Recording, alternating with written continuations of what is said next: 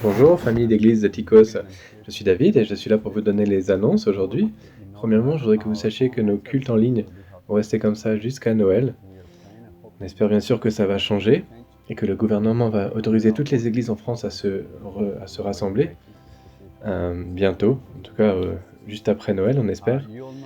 Sachez qu'on envoie un bulletin électronique chaque semaine également. Vous le recevez et nous vous invitons à le lire, ouvrir l'email et lire toutes les informations qu'il contient. Ça concerne la vie de l'Église de Tikos.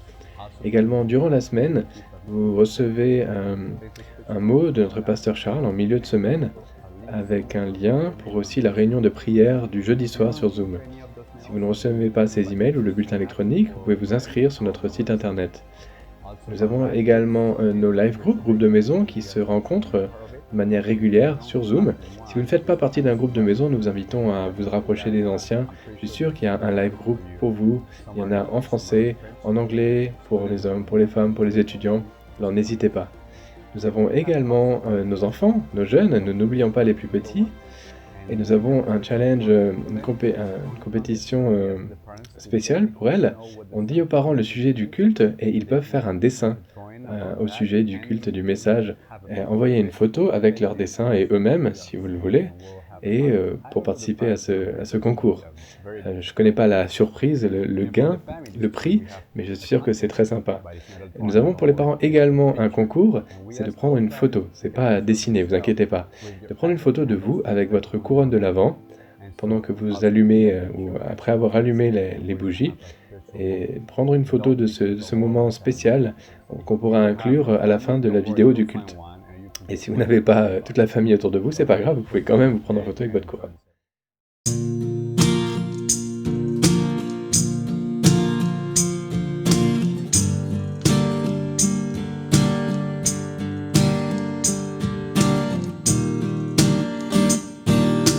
Jesus, you endured my pain. Savior, you bore all my shame, all because of your love. Maker of the universe, broken for the sins of the earth, all because of your love. Yes, all because of your love. Oh. Because of your cross, my debt is paid. Because of your blood, my sins are washed away. Now all of my life I freely give. Because of your love, because of your love I live. Oh, oh, I live.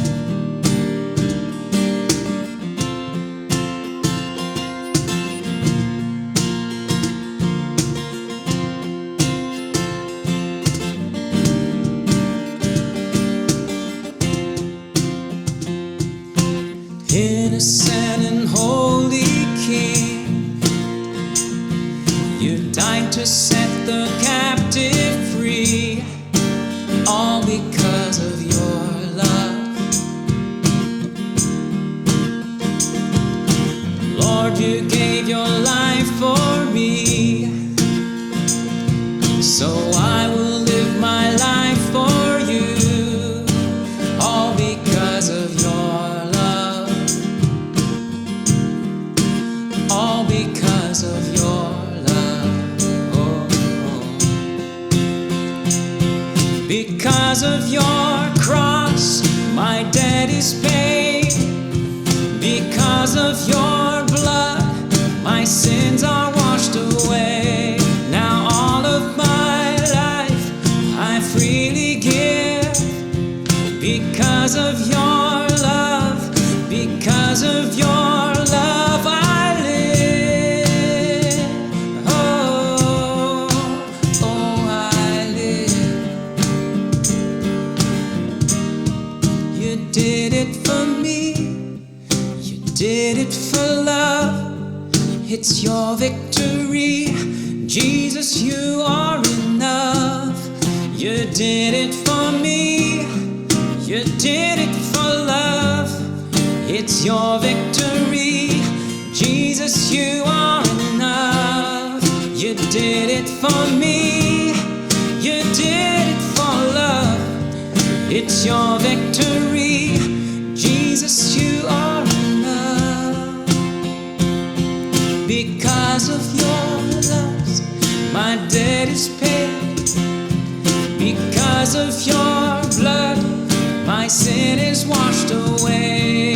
Now all of my life I freely give. Because of your love, because of your love I live.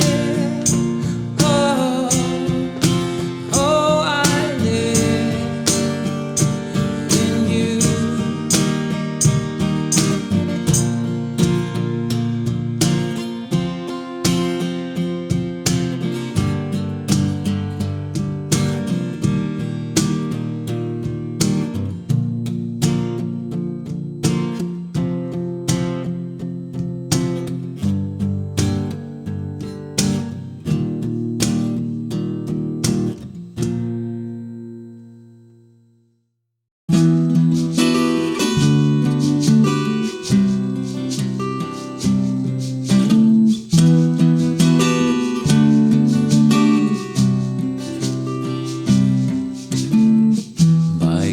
Alone, somehow I stand where even angels fear to tread, invited by redeeming love before the throne of God above. He pulls me close with nail-scarred hands into his everlasting arms.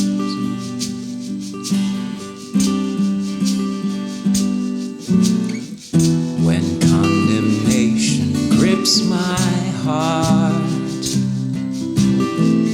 and Satan tempts me to despair,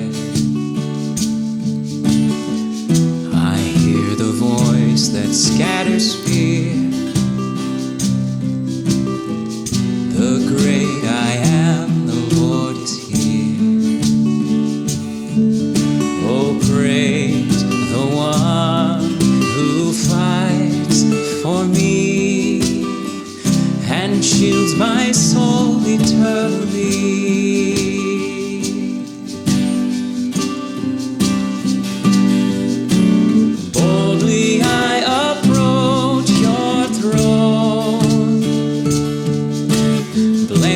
Now I'm running home. By your blood I come, welcomed as your own, into the arms of majesty.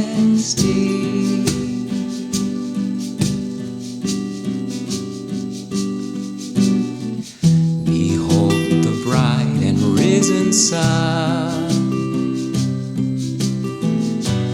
beauty than this world has known. I'm face to face with love himself,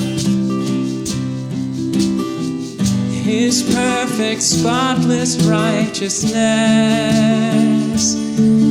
1,000 years, 1,000 tongues are not enough to sing his praise.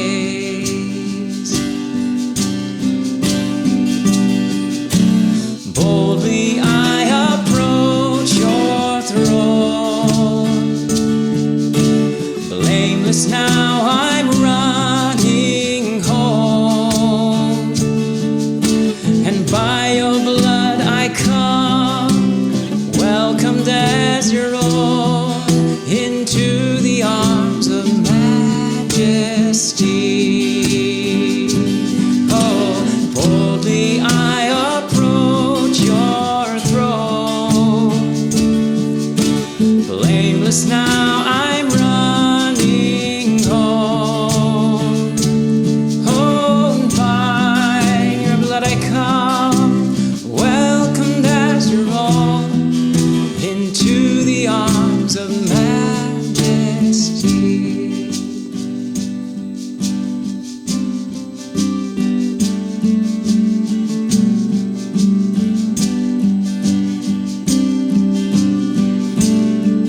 This is the art of celebration, knowing we're free from condemnation. Oh, praise the one who made an end of all my sin. Boldly I approach your throne, blameless now I'm running home. Oh, by your blood I come, welcomed as your own, into the arms of majesty.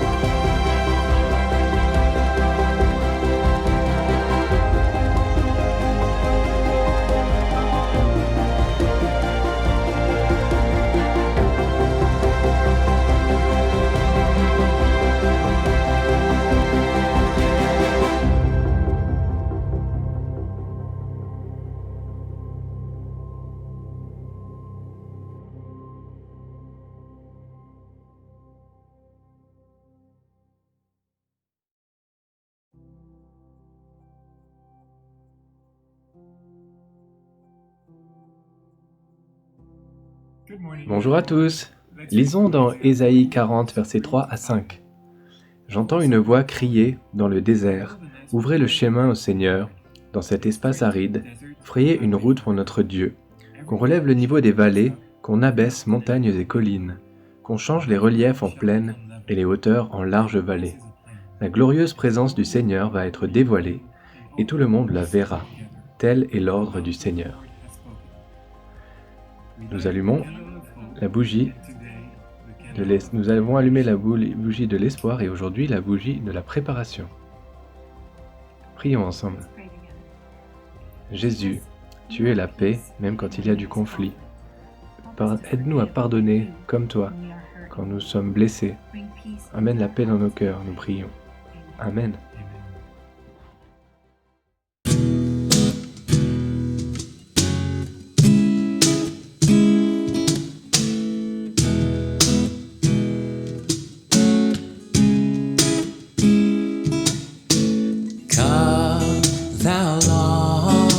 Expected Jesus, born to set thy people free from our fears and sins. Release us, let us find our rest in thee. Israel's strength and consolation, hope of all the earth, thou art, dear desire of every nation, joy of every longing heart.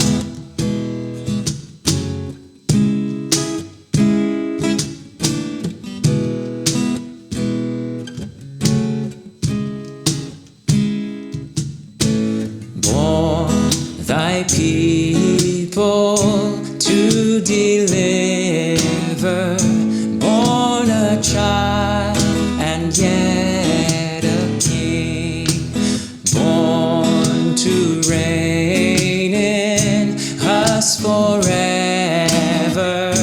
Now thy gracious kingdom bring. By thine own eternal Spirit, rule in all our hearts alone. By thine all-sufficient merit, raise us to thy glorious throne.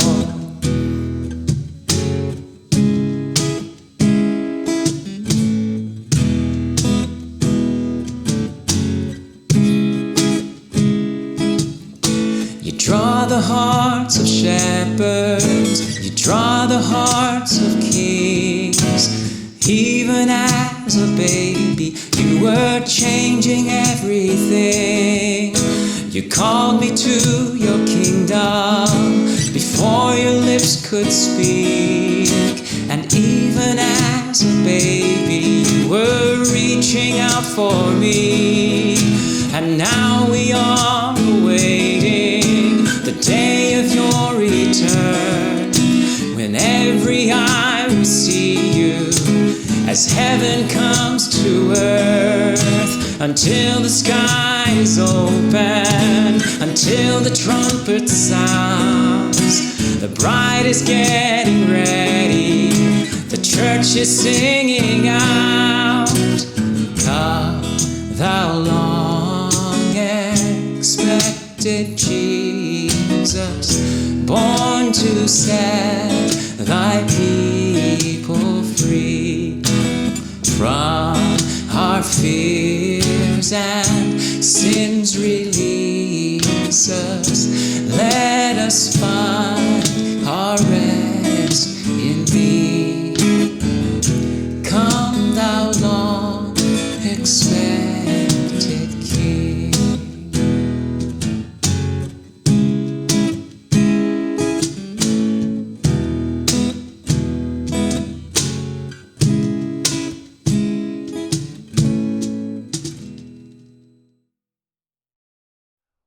Merci Trevor de nous avoir guidés dans la louange et David pour nous avoir aidés à commencer ce moment et pour la famille qui nous a aidés à allumer la deuxième bougie de la couronne de l'Avent.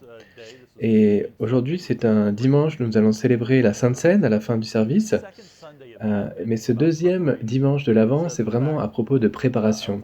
Comme on le lit, j'entends une voix crier dans le désert, « Ouvrez le chemin au Seigneur dans cet espace aride, frayez une route pour notre Dieu. » Et l'image qu'on a ici, c'est une image puissante et vraiment intéressante. C'est l'image d'une procession royale. J'imagine vraiment cette scène derrière moi.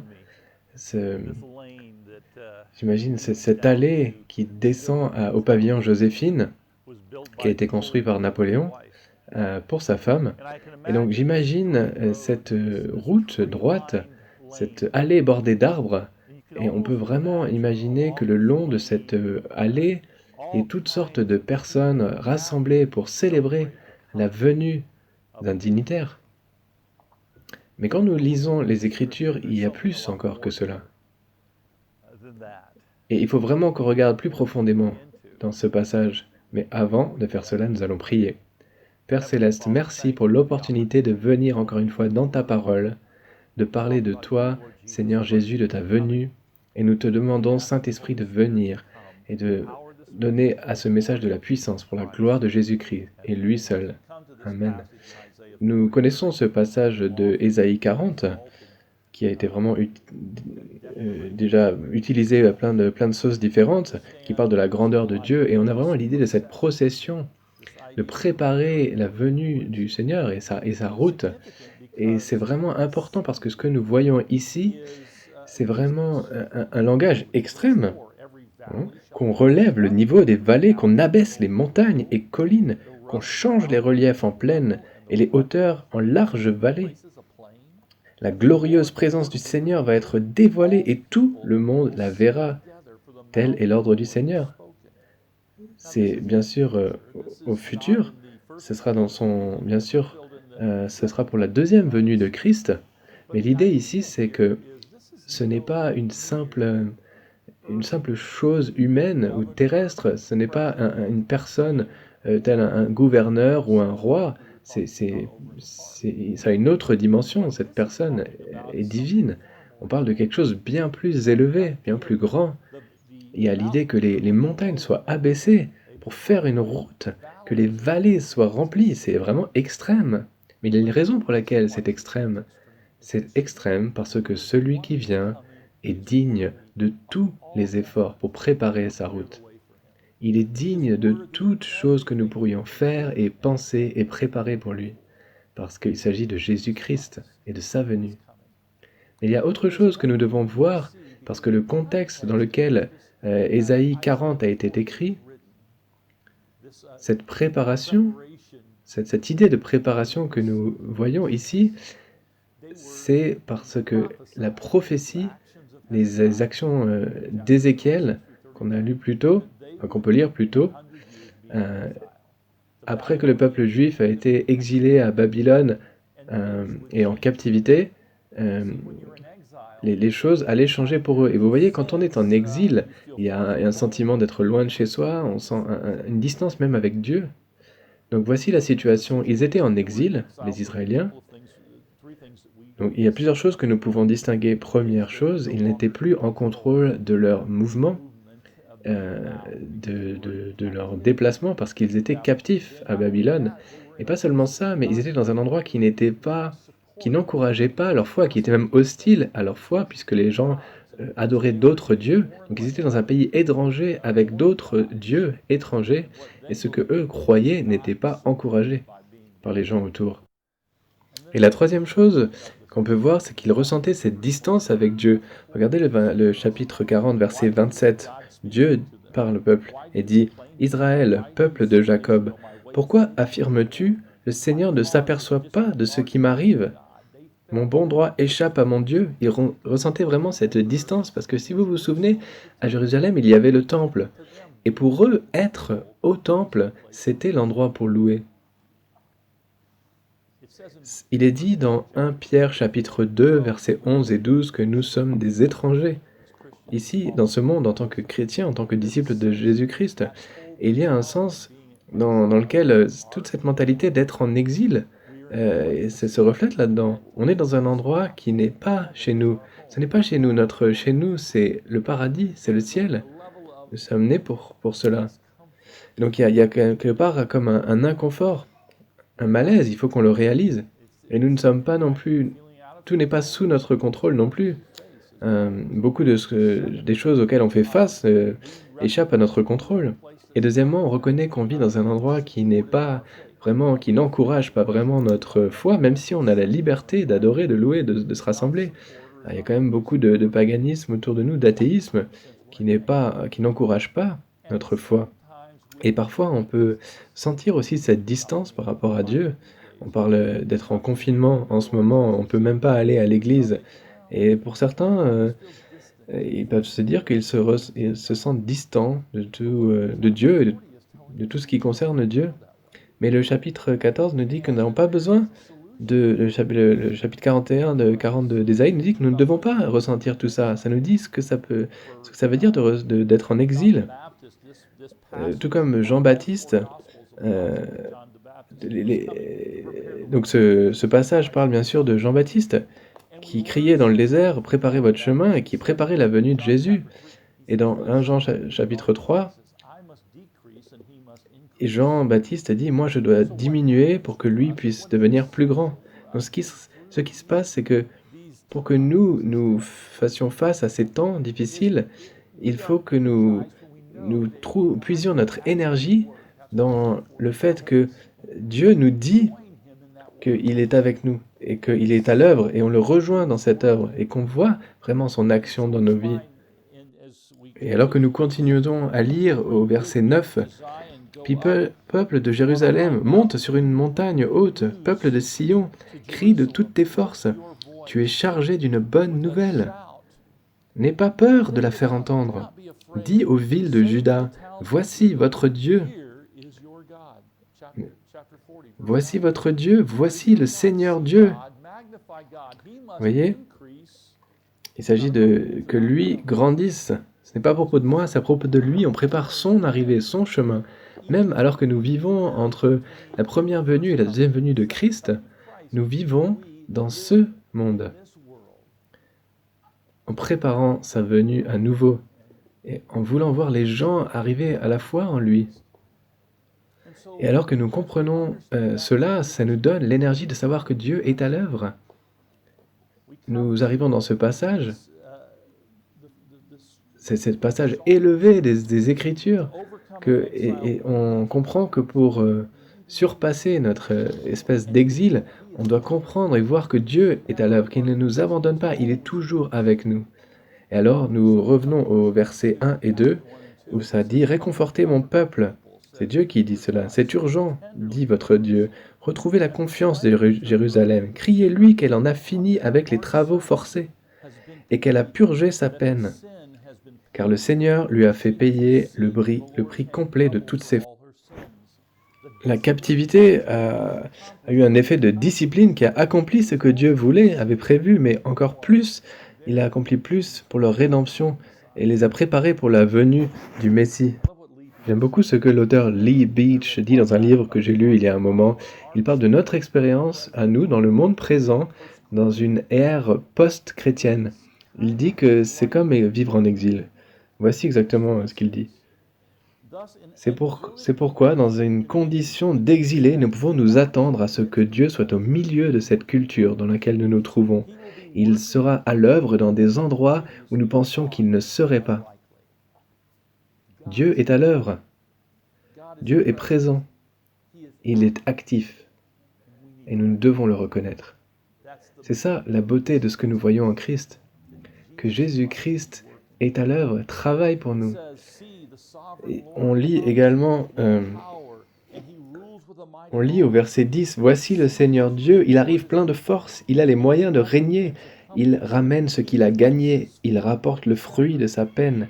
Il est comme un berger qui mène son troupeau et le rassemble d'un geste du bras, il porte les agneaux contre lui, près de lui contre son cœur, et il ménage les brebis qui allaitent des petits. » Ça parle d'un Dieu qui est plein de compassion et qui est aimant, un sauveur, et notre Messie, et le fait qu'il vient, et qu'il vient pour nous sauver, pour nous racheter.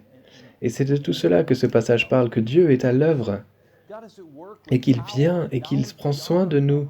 Dieu est à l'œuvre avec puissance et avec la connaissance, plus qu'on peut imaginer. On peut le lire dans les Écritures, mais on ne peut pas comprendre à quel point c'est merveilleux. Et il faut qu'on reconnaisse la grandeur de celui qui revient. Et Israël, ils sont en captivité à ce moment-là, et ce qu'ils lisent, ou qu'ils lisent des prophéties d'Ésaïe, c'est cela. Verset 12. « Qui a mesuré dans le creux de sa main le volume de la mer? Qui a évalué de ses doigts écartés le diamètre du ciel et la poussière de la terre? Qui en a estimé la masse en la tassant dans un seau? Qui a pesé sur la balance les montagnes et les collines? Qui a pris la mesure de l'Esprit du Seigneur? Quel confident Dieu a-t-il instruit de son plan? Avec qui s'est-il entretenu pour le mettre au courant? À qui a-t-il enseigné comment il faut s'y prendre? Et ce qu'il faut savoir? Et par quels moyens comprendre son action? Ça, ce sont des questions rhétoriques, bien sûr, mais ce qu'elles disent, c'est qu'il n'y a personne. Et c'est lui le plus grand, comme nous l'avons dit la semaine dernière. C'est lui le merveilleux conseiller.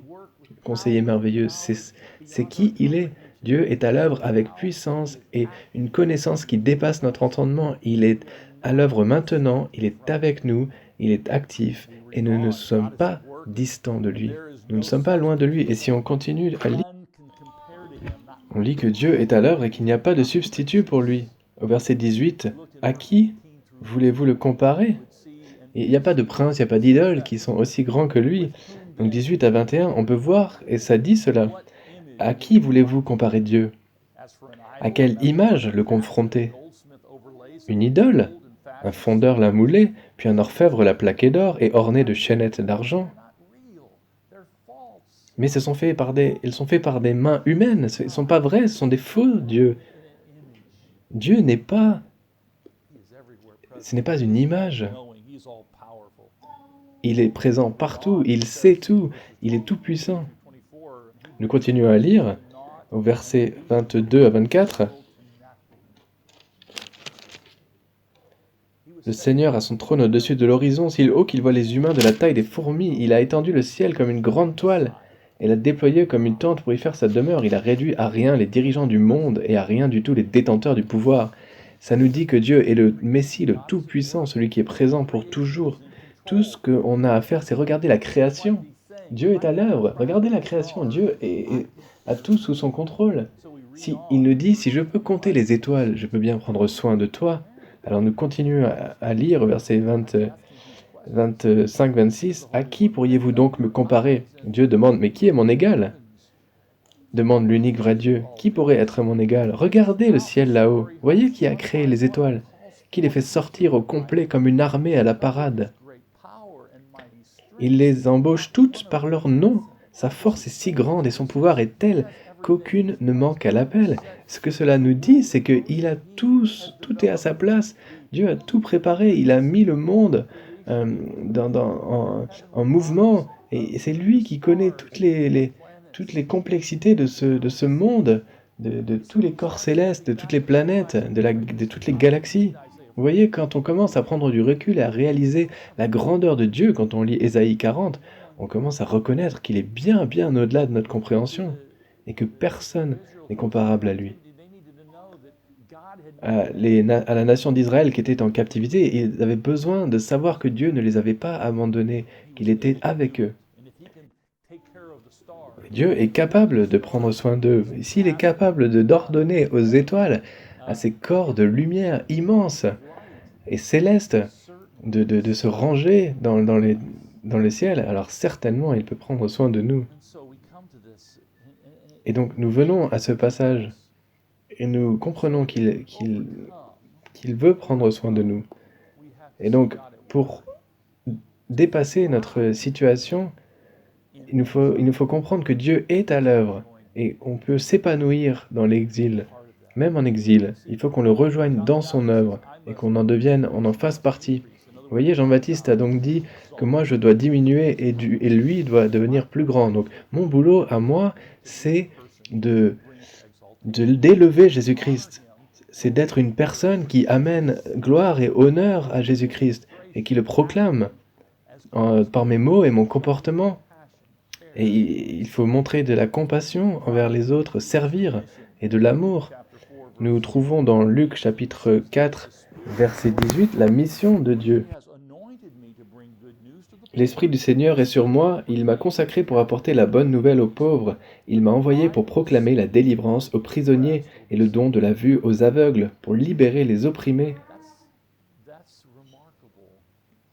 Ça, c'est quelque chose de remarquable, que Jésus est vraiment en train de nous dire, voilà ce que je suis venu faire, et en préparation de ma deuxième venue, voici ce que nous faisons. Nous continuons son ministère. L'Église, on est le peuple de Dieu dans ce temps d'attente, mais d'attendre activement, d'être investi dans l'œuvre de Dieu. C'est à cela qu'il nous appelle. C'est ça qu'il nous appelle à faire. Quand l'auteur Leah Beach nous a lu ce que c'était d'être en exil, il dit également « La sainteté, c'est l'art de vivre l'histoire de Dieu alors qu'elle se déroule dans un nouveau contexte. » Une sainteté d'exilé peut être vécue complètement dans notre culture si on ne se conforme pas complètement à cette culture. Être saint, c'est être comme Jésus, ce qui ne veut pas dire de ne pas faire certaines choses, mais aussi de faire d'autres choses, de servir, de faire partie d'un ministère. Comment faire cela alors? Qu'est-ce que cela veut dire? Comment faire des choses qui montrent l'amour et la compassion à ceux qui sont blessés, à ceux qui sont dans le besoin? La période de Noël est une très très bonne période pour se poser cette question, parce que c'est un moment où on veut donner. Et alors, je peux vous dire que, par exemple, actuellement, nous avons deux étudiants qui sont à l'université, qui sont seuls, qui sont séparés l'un de l'autre, mais qui ont commencé à être dans le besoin. Et donc, je suis ici avec Émilie Dzedze et avec Zoé Pickering. Et alors que nous avons parlé de démontrer la bonne nouvelle et l'évangile, eh bien, elles ont pris l'initiative, chacune, de commencer ce ministère, et donc séparément, et je voudrais vraiment que vous me disiez ce que vous avez fait. Émilie, tu commences? Eh bien, j'ai fait des cookies, je les ai cuits et je les ai distribués aux sans-abri de Strasbourg. Et moi, j'ai fait des soupes et des repas et du café, et je vais également faire des boîtes de Noël. Mais pour le moment, je donne de la soupe et du café aux sans-abri. Alors dites-moi pourquoi vous faites cela. Zoé, tu commences? Eh bien, j'étais choqué quand je suis venu à Strasbourg parce qu'il y avait tellement de... C'est une ville tellement riche. Il y a plein de diplomates, d'ambassades, de consulats, mais j'ai jamais vu autant de sans-abri et j'ai ressenti le besoin de faire quelque chose. Et je me suis dit, je peux pas juste rester là et rien faire, les laisser comme ça. Émilie? Bah, moi j'ai vécu à Strasbourg depuis quelques années maintenant et je vis au centre-ville maintenant et je vois chaque jour des sans-abri et ce sont les mêmes personnes chaque jour et je voulais faire une différence. Je voulais vraiment faire la différence. Je me suis dit que la meilleure idée c'était de faire des cookies puisque j'aime faire cela et je me suis dit pourquoi ne pas en partager avec eux. Je sais que ça rend mes familles, mes amis heureux, alors je peux aussi en faire profiter d'autres personnes. Alors je vous pose encore une autre question, c'est comment est-ce que d'autres personnes, si elles veulent aussi s'investir, peuvent faire? Donc Zoé, elle a ses boîtes de Noël, par exemple, alors elle peut nous en dire un mot? Eh bien nous avons, oui, effectivement, besoin de dons. Des gants, par exemple, des bonnets, des chapeaux, des écharpes, des choses qui sont utiles et qui peuvent aider les sans-abri à rester au chaud, des choses qui peuvent les aider à se nourrir, des choses utiles, encore une fois, pour la vie dans la rue. Donc, vous pouvez faire des dons pour les mettre dans les boîtes de Zoé et aussi des ingrédients pour faire des soupes et toutes sortes de choses à manger. Vous pouvez donner des boîtes de conserve également, des choses qui ne se périment pas, mais vraiment tous les dons sont les bienvenus. Et est-ce que vous allez continuer à faire des cookies, Émilie? Ouais. Qu'est-ce que tu vas faire après? Je me suis pas vraiment demandé ce que j'allais faire dans le long terme, mais je pense que chacun peut aider à sa manière. Moi, j'utilise le don que Dieu m'a donné de pouvoir et d'aimer faire la cuisine, mais je pense que chacun peut vraiment faire quelque chose, ne serait-ce que leur parler et écouter leur histoire, être là pour eux, quoi, et partager l'amour de Christ. Ou alors distribuer de la nourriture, des vêtements. Merci vraiment de faire ça et merci d'avoir partagé nos impressions. Vous voyez, il y a des choses simples qu'on voit avec Émilie et Zoé. Elles se sont senties appelées et leur cœur était rempli de compassion. Et de cette compassion que le Saint-Esprit a mis, on a vu l'action qui s'est déroulée. Et vous ne savez peut-être pas, vous le ressentez peut-être pas, mais le Saint-Esprit vous appelle à faire ce genre de choses. Et une autre manière dont vous pouvez vous investir, il y avait les boîtes de Noël de Zoé. On va en parler dans notre prochain email pour que vous ayez plus de détails et vous pourriez contacter aussi quelqu'un si vous avez des questions. Mais on va vous donner ces informations pour que vous puissiez aider si vous le souhaitez dans son projet de boîte de Noël. Mais pour ces deux jeunes filles, je suis tellement encouragé parce que ce qu'elles ont fait, c'est qu'elles ont vu un don qu'elles avaient, quelque chose qu'elles aimaient faire, et elles l'ont utilisé, pas seulement pour elles-mêmes, mais pour d'autres. Et c'est ça que Dieu nous appelle à faire, vraiment. C'est d'utiliser ce que nous avons pour d'autres, pour les autres. Et alors nous reconnaissons dans cette dernière partie de ce passage qu'il nous donne la force de faire cela. On lit au verset 28 et les suivants.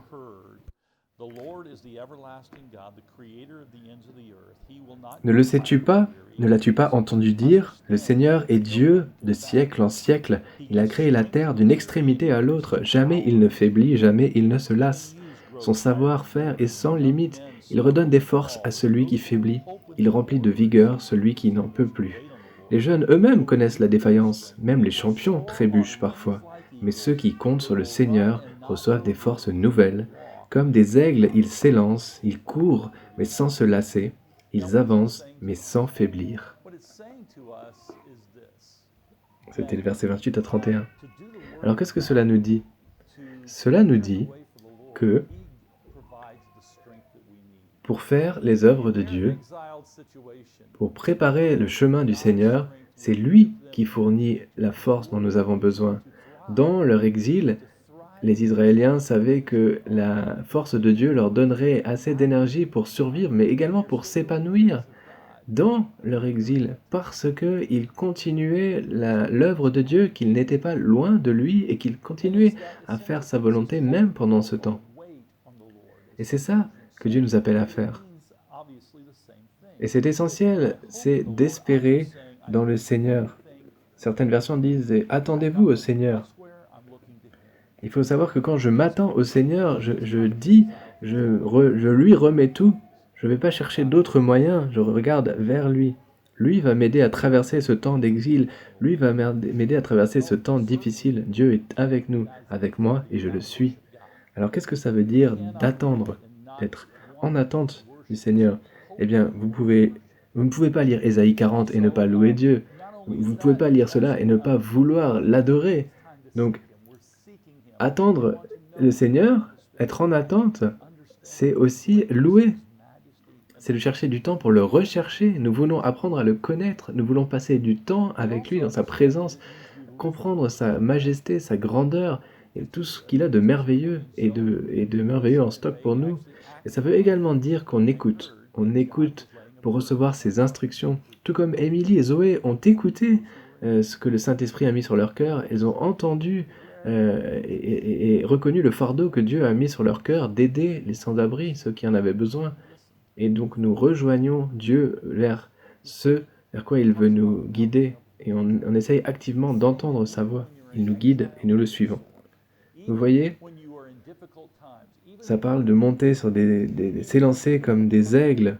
Il dit que même en exil, vous pouvez planer, vous pouvez vous lancer et voler, même à travers une pandémie, même à travers un confinement, même à travers les épreuves auxquelles vous faites face. Il y a de l'espoir dans le Seigneur parce que Dieu a révélé dans ses Écritures sa grandeur. Et donc nous pouvons le glorifier. Il nous donne la force de traverser tout cela. Nous allons prendre la Sainte Seine, et c'est vraiment une belle expression de cela, parce que Jésus parle de nous, de se souvenir de lui. Alors Dale me rejoint pour notre temps de communion fraternelle, de Sainte Seine, et alors que nous sommes devant ces éléments, comme je l'ai dit, nous nous souvenons de Christ et nous nous concentrons sur lui, et cela nous amène dans cet endroit où on est proche de lui, dans cet endroit où on reconnaît sa grâce. C'est un rappel, même au travers de toutes les difficultés qu'on traverse, comme je l'ai dit avant, d'être dans un espèce d'exil, de toutes ces choses qui n'encouragent pas notre foi. Cette pratique-là, elle nous rappelle d'une manière, sur une base régulière, que nous appartenons à Jésus, que son amour n'est jamais défaillant, qu'il est mort sur la croix et qu'il a été ressuscité pour nous. C'est pour ça qu'il est dit dans 1 Corinthiens 11, versets 23 à 26, ça parle de se souvenir de lui, de son corps brisé, ce que représente le pain, de se souvenir de lui et de la nouvelle alliance versée en son sang. C'est ce que la coupe représente, ce sang qui nous a lavés de tous nos péchés et qui a établi une nouvelle alliance avec lui. Et alors que nous venons à ces éléments, et alors que vous prenez les éléments chez vous à la maison, nous nous souvenons de Christ et de croire qu'il est à l'œuvre dans nos vies. Et alors nous disons un mot de prière juste avant pour le pain et le vin. Père Céleste, nous te remercions d'avoir donné ton Fils, nous te remercions de nous avoir donné cette bénédiction de ta présence, cette promesse de ton retour, et de vivre dans la lumière de ta première venue que nous célébrons à Noël. Et donc Seigneur, en cette saison de l'Avent, nous te rendons gloire, parce que il n'y a personne qui est comparable à toi, Seigneur Jésus-Christ. Et nous te louons et t'adorons dans ton nom précieux. Amen. bread representing his body, Et donc le pain représente blood son corps, shed for us. et la coupe représente son sang versé pour nous.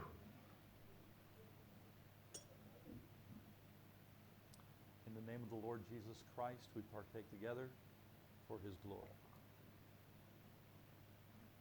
Au nom du Seigneur Jésus-Christ, nous participons ensemble pour sa gloire. We remember all that you've done, all that you've accomplished, and we worship you. Seigneur Jésus, nous te souvenons de tout ce que tu as fait pour nous, tout ce que tu as accompli, et nous t'adorons.